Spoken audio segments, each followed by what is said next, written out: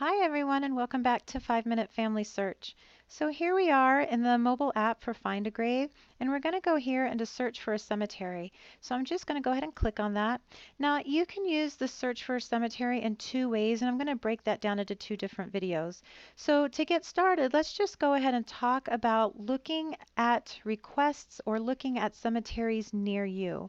So when you open it up, it's going to go off your GPS and it's going to tell you the cemeteries that are around you and photo requests, things like that. So when you open it up, you're going to get two views. You can look at it this way, or you can come up here in the top right hand corner and you can look at it on a map. Now you're going to see the orange and the green. The green headstones mean that there are open photo requests. So here, this is the Valley View Memorial Park. There's 12,200 memorials there, and there are 28 open photo requests. If I just come down and click on an orange, it'll tell me there's 190 memorials, so that just means that there's no open photo requests. So if you're eager to get out and to start going around where you live and trying to find these cemeteries who have photo requests, you can just pull up the map and you can go through and you can look at the ones with the green. Now, another way to look at it, like I said, is to look at it in list view. So let's come on down. Let's go to the Redwood Memorial Cemetery. So when I see the green headstone here, it tells me there's 14 open photo requests, and I can see that information right here. It tells me it's in West Jordan, Salt Lake County, Utah, and as of right now, recorded memorials is 16,899. So let's just go ahead and click on it. And when we do, it's going to take us to the actual cemetery page. So here we are, Redwood Memorial Cemetery. If I wanted to add a photo, I could just click there. And again, it's the same as before. Choose an existing from my phone or take a new photo, and I can add that in. So I can swipe on my screen. I can click on this, the magnifying glass, to make the pictures bigger. But it's a really pretty cemetery. You can see these pictures that people have already put in. And so I could go in again, like I said, and I could add more. So if you look on the bottom here, it tells you who added in the picture. And some of them will be the same, some of them will be different. I do suggest when you take a picture in your profile, type in that you're releasing the rights to your photo. Technically, for people to use your photo, they need to contact you. And if you are going to be taking lots of pictures, you want to give permission for people to use your photos so you're not getting lots of emails saying, could I go ahead and use this photo that you took and posted? So just to keep down the requests, I would suggest that. So let's come on down and look at the rest of the information on this page, and then we'll go ahead and go into these specific areas. So right now, as I said, it has 16,899 memorials, 14 open photo requests. Here I can add a new memorial. Let me come right back to that. Let's just keep going down the screen and I'll come right back to that. Here is the cemetery information, the GPS coordinates, the name of it, the address, the phone number, and the actual website for it. Now, let me explain to you, cemeteries are a wealth of information. We all know that, but they actually can even do more than we realize. Cemeteries will keep, a lot of them will keep burial cards, and those burial cards are just information that they have gathered about those who are buried in their cemetery. So sometimes they can tell you who purchased the plot, the copy, they can send you a copy of the death certificate or the obituary, burial proximity. They can tell you who else is buried near your relative.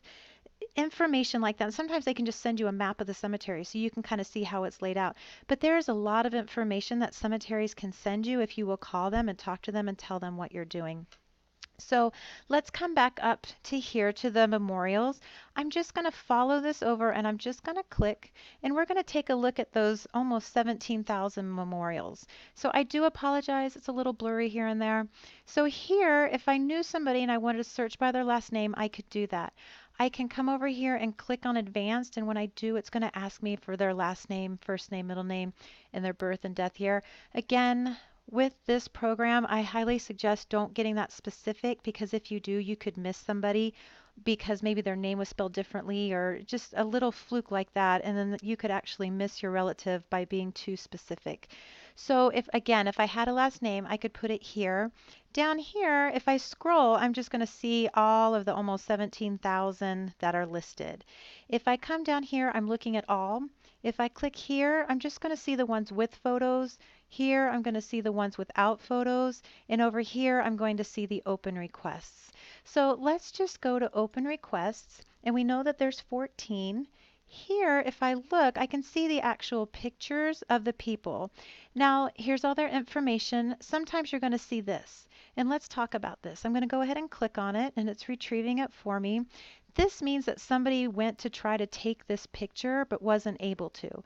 And we can see the problem. We can come up here to requested, and we can see that somebody has claimed it, but here, let me explain this. The photo was requested by Kay Youngberry, and I can claim it again, but there is a reported problem. So if I have a problem, I can put it here, but if I want to see what the problem is, I just click there, and it says no headstone on grave. And so another one I've seen where people have said we went and walked the entire cemetery and we're not able to find this person. And so that sometimes will be a problem, and you'll see that come up right there. Let's just click here on Linda. If we click there, it's retrieving her memorial. And then we could go in and we could say, yes, we want to go ahead and take this picture. So here is her family, here is her bio, all of her information, and here is the plot of where it is. If I come back up here to the top, I can click requested. And then I can come down here and click claim. Now I don't want to do that for the video because then I am claiming I will go out there and take a picture. But I can click claim and it'll go ahead and put it on my dashboard so that I can see that I have claimed to take this picture for the family. But that is how the cemeteries work. It's a great thing if you don't have something to do on a Saturday and you want to go out and really get active using Find a Grave to start taking these pictures. But this is how you use the cemetery section to locate cemeteries near you.